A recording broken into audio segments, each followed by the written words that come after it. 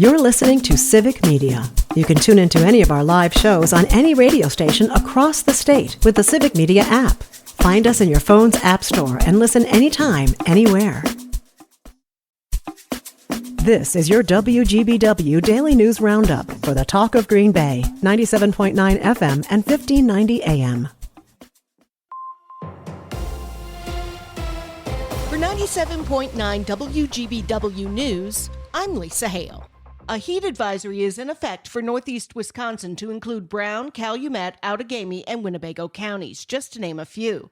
With a high in the lower 90s, heat indices are expected to reach 102 degrees Fahrenheit. It will be even hotter to the south of us, including Fond du Lac County, with blistering temperatures and high humidity. Participants of EAA AirVenture in Oshkosh are encouraged to use the various cooling stations around the grounds and to drink plenty of water. Police in La Crosse are still searching for a missing woman who is also a Hortonville high school graduate. 22-year-old Elliot Hines was last seen in the early morning hours of Sunday. She's blonde, 5'4" and 120 pounds. If you have information, contact your local police department. A provider is now racing to find other spots to place the children she cares for after deciding to close her own child care business. Terry Barr tells us why she says there will be more shutdowns ahead. Corrine Hendrickson runs Corine's Little Explorers in the New Glarus area. She led the push to get a bigger piece of the state budget pie for thousands of childcare programs all across the state. As I was watching the budget proceed and realized we're probably not going to get what I need in order to stay open and affordable, like wondering, what do I do? How do I stay open and where do these kids go? To be honest, I'm angry that I'm closing in this way. The budget includes $360 million for childcare, but Hendrickson says the need for support is closer to $1 billion. And adding to the problem, trained teachers are in short supply, and providers with open spots for children can't legally fill those due to the workforce shortage. Corine's Little Explorers will close in August after 18 years in business. For EAA AirVenture, volunteers come from all over the world. Here's Civic Media's Brittany Merlot. I love it. This is my, 10th year volunteering. I want to give back because this is my 31st year at Oshkosh. That's Chuck Holderness, who volunteers at the admission gate.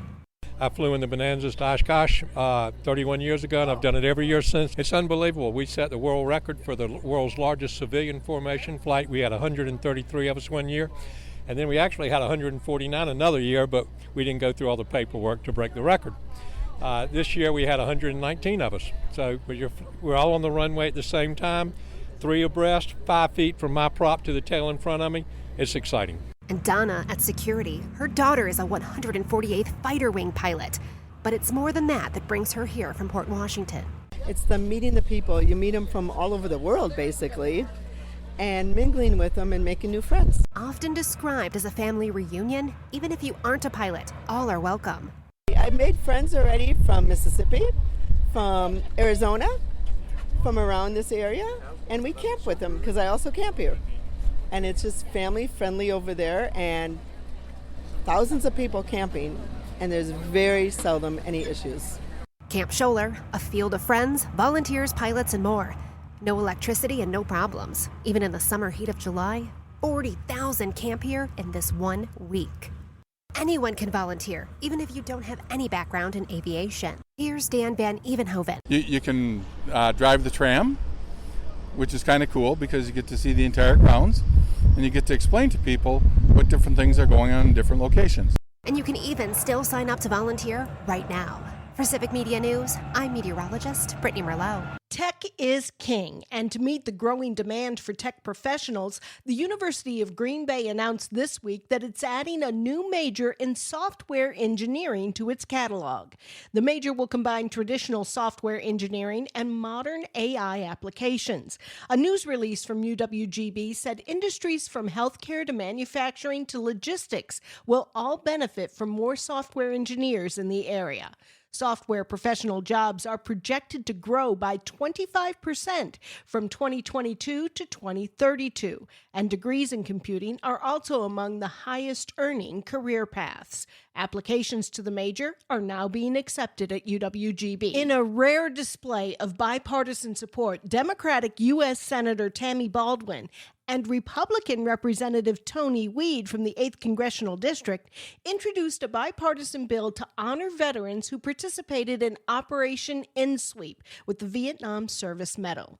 Participants in Operation Insweep, a mission to clear dangerous mines in North Vietnam after the war, are currently ineligible for this service medal because their service took place after the United States had officially withdrawn from Vietnam in January of 1973.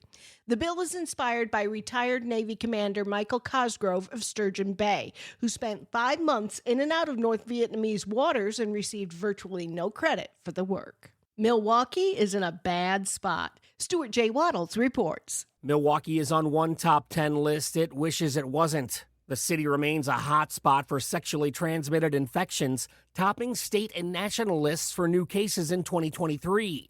A new analysis from a group called Invigor Medical identifies nearly 16,000 infections reported in the year, mostly chlamydia and gonorrhea. Syphilis is also surging, especially among young adults.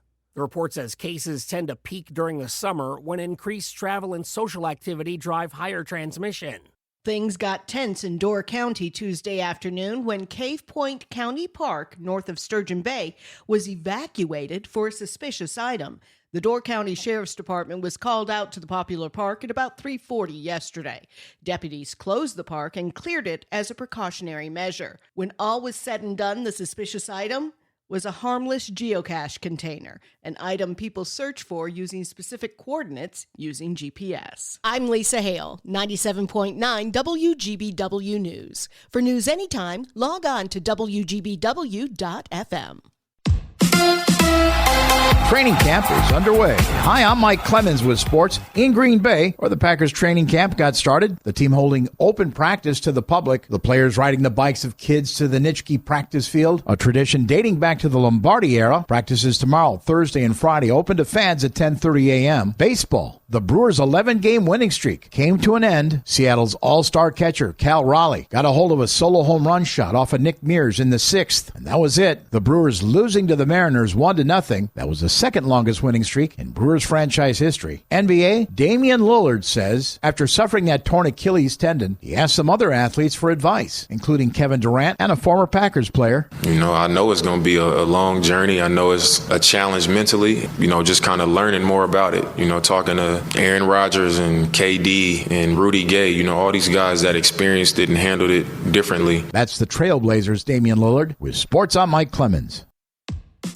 On your entertainment beat, I'm Pete Schwaba. There will be jerks out there who are just not kind and will take it as offensive just because it is about kindness. That is director James Gunn describing his film Superman while addressing criticism of the film as woke. While addressing the issue, Gunn asks, what is woke? Gunn says Superman is an immigrant and his creators in 1938, Jerry Siegel and Joe Shuster, were sons of immigrants. Gunn acknowledged there is an immigrant angle, but that the film is primarily about kindness and morality. James Remar is open to returning as Richard. Remar was last seen as the boyfriend on season 4 of Sex and the City. Remar says as an actor he's always taking calls, but he does have one question. Does he have to get naked again? A lot of actors probably ask that. James Remar is now 71, so I think we're all hoping the answer to the naked question is a resounding no. Remar is also known for his roles on Dexter and most famously, in my opinion, The Warriors. Okay, Sandler fans, buckle up. Happy Gilmore 2 is on the way, thrilling golf and comedy fans across the world. Adam Sandler recently told Collider there were serious rewrites of the script due to the passing of Carl Weathers, who played Chubbs Peterson, Gilmore's mentor in the first film in 1996. Weathers passed away last year from a heart attack, forcing the production of Gilmore to adapt. Sandler says there are many tributes to Chubbs in the second installment. Happy Gilmore 2 drops on Netflix Friday, July 25th. Sad news from the world of Ted Lasso, at least if you're a certain actor. Apple TV announced Monday that Jamie Tart will not be lacing them up for AFC Richmond. Actor Phil Dunster will not return in the role, at least not as the series regular. Deadline reports that the actor had already taken a role in a still untitled HBO show with Steve Carell, creating a scheduling conflict. Season 4 of Lasso is currently filming in Kansas City. You heard that right, not in the UK. There is no release date announced yet for the new season. Former star of The Cosby Show, Malcolm Jamal Warner, has passed away. Warner accidentally drowned while swimming in Costa Rica after being pulled under by a current. Warner played Theo Huxtable for 8 seasons on the groundbreaking show from 1984 to 1992. Warner received a Best Supporting Actor Emmy Emmy nomination for comedy. He later went on to star in his own sitcom, Malcolm and Eddie. Most recently, he was seen as a series regular on the show The Resident. Malcolm Jamal Warner was 54 years old. Speaking of The Resident, and according to Deadline, producers and actors, including Morris Chestnut and Shawnee Wilson, paid tribute to Malcolm Jamal Warner, calling him larger than life and a really solid human being. Warner made it his goal at a young age not to be a forgotten-about childhood star. It was his role as AJ the Raptor Austin that he played for 5 seasons on the Fox medical drama that reintroduced him to audiences as an adult. For more showbiz fun, tune into Nightlight with me, Pete Schwaba, weeknights from 6 to 8 p.m. on the Civic Media Radio Network. We have a chance of off and on thunderstorms today. Otherwise, it's going to be partly cloudy, hot, and humid. Our high 89, but that heat index is going to be pushing the upper 90s to near 100 this afternoon. Tomorrow, scattered thunderstorms, but a little cooler with a high of 85. I'm meteorologist Sean Cable. Currently, it's 74.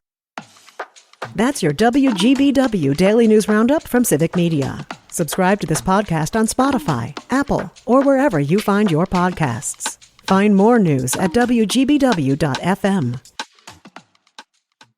The national news cycle never stops, but it can be hard to find news about your local community. Civic Media is dedicated to providing quality local and state news coverage across Wisconsin. With the Civic Media app, you can get notifications about local stories that matter to you and your community. Find the free Civic Media app in your phone's app store and choose notifications from the menu to tell us what kind of news you want to hear about.